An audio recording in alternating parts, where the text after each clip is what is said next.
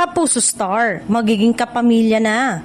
May lumalabas na mainit na usap-usapan sa showbiz industry na si Sanya Lopez, isa sa mga kilalang leading ladies ng GMA Network, ay umano'y nakatakdang lumipat sa Kapamilya Network.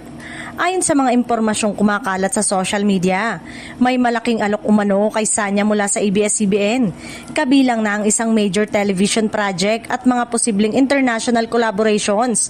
Gayunpaman, wala pang opisyal na pahayag mula sa panig ng aktres, ng kanyang management o ng GMA Network hinggil sa naturang issue. Si Sanya Lopez ay kabilang sa mga pinakatinaguriang prime actress ng Kapuso Network at nakilala sa kanyang mga matagumpay na teleserye gaya ng First Yaya, First Lady at Maria Clara Ibarra. Sa mga proyektong ito, pinuri ang kanyang husay sa pag-arte, natural na charm at versatility bilang artista. Samantala, umani ng iba't ibang reaksyon ng mga netizen ng kumalat ang balita.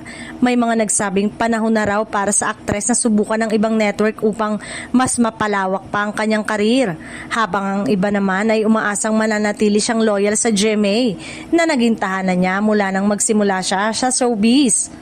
Deserve ni Sanya na makilala pa sa mas maraming proyekto.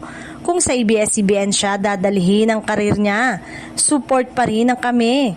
Ayon sa isang fan comment, sayang kung aalis siya sa GMA, pero kung makabubuti para sa kanya, go lang, talent is talent, dagdag naman ang isa.